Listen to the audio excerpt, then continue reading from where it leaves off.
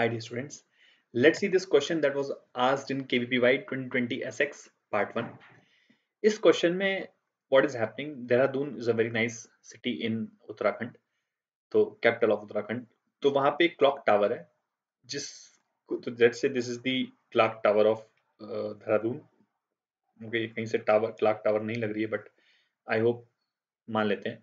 So it's clock tower का जो sound है, ठीक है, वो अगर अपन 8 किलोमीटर डिस्टेंस पे सुनते हैं, फॉर एग्जांपल ये 8 किलोमीटर डिस्टेंस मान लेते हैं पॉइंट P1, तो यहाँ पे जो उसकी साउंड की लाउडनेस लेवल है वो 30 डेसिबल्स है, करेक्ट। तो हमें यहाँ पे ग्राउंड पे साउंड की लाउडनेस लेवल कैलकुलेट करनी है and this distance is 80 meters. Okay, so it's a simple question based on the formula of loudness level, which is defined as beta, which is loudness level 10 log 10 I upon I naught. I naught एक base intensity होती है, base intensity of the sound, मतलब reference intensity.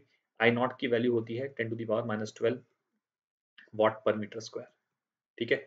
I is the intensity of the sound at the concern point, या फिर जिस point पे अपन beta को major कर रहे हैं, लाउडनेस लेवल को मेजर कर रहे हैं, उस पॉइंट पे आई की वैल्यू, अगर अपन इंटेंसिटी की वैल्यू डालेंगे तो हमें उस पॉइंट पे लाउडनेस लेवल की वैल्यू मिल जाएगी, ठीक है। तो अगर P1 पॉइंट पे लाउडनेस लेवल की वैल्यू 30 डेसिबल्स दी गई थी, ठीक है, 30 will be equals to 10 log 10। यहाँ पे इंटेंसिटी क्या हो जाएगी, तो जो साउंड यहाँ से जो भी पावर निकला, जो भी साउंड का पावर था यहाँ से जो डिसिपेट हुआ, उस पावर को अगर अपन P बोले तो ये पावर P एक 4 पाई इंटू 8 किलोमीटर स्क्वायर के स्फीयर पे डिस्ट्रीब्यूट हो चुका होगा। ऐसे समझो कि यहाँ से जो भी पावर रिलीज हुआ वो हर तरफ जाएगा। ऐसे 3D में इमेजिन करो, सन से जो हीट निकलती है वो हर तरफ जाती है, एक स्फेरिकल सरफेस पे डिस्ट्रीब्यूट हो जाएगी कैसी, ठीक है। तो वैसे ही यहाँ से जो एक पावर निकल रहा होगा साउंड के फॉर्म में, वो एक स्फीयरिकल सरफेस पे हर समय डिस्ट्रीब्यूट हो रहा होगा, ठीक है। जैसे जब ये इस समय ये इतने स्फीयर पे डिस्ट्रीब्यूट हुआ होगा, इस वाले स्फीयर पे, ऐसे जब ये दूर जाता जाएगा तो एक बड़े से स्फीयर पे डिस्ट्रीब्यूट हो जाएगा। तो by the time it will reach P1, ये एक 80 किलोमीटर स्क्वायर, 80 किलोमीटर वाले रेडियस के स्फीयर पे डिस्ट्रीब्यूट हो चुका होगा।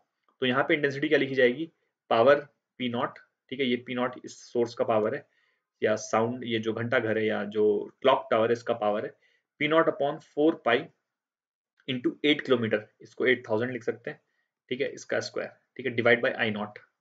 ये 30 डेसिबल्स यहाँ पे हो गया, ठीक है। अब अगर अपन यहाँ पे लाउडनेस को बीटा बोलते हैं, ठीक है, यहाँ पे अगर लाउडनेस को बीटा बोले तो बीटा की वैल्यू कितनी आएगी, 10 log 10।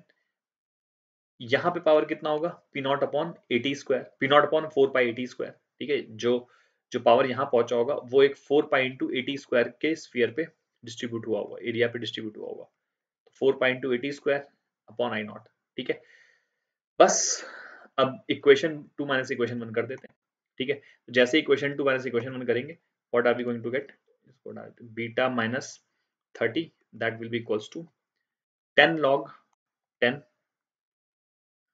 ठीक है, 10 log 10। log b minus log a क्या होता है, log b बाई a, ठीक है। log b minus log a क्या होता है, log b बाई a। तो b बाई a करेंगे तो दिस अपॉन दिस हो जाएगा, ठीक है। तो ये न्यूमरेटर में आ जाएगा, तो सब कुछ कैंसिल हो जाएगा, P0 4 पाई I नॉट सब कैंसिल हो जाएगा। 8000 स्क्वायर अपॉन 80 स्क्वायर ये आ जाएगा basically, 8000 square upon 80 square. so this becomes 10 log 10, और ये कितना हो गया 100 का स्क्वायर, ठीक है, दैट मीन्स 10,000। तो दिस बिकम्स 40, ठीक है, ये 4 हो जाएगा और ये 40।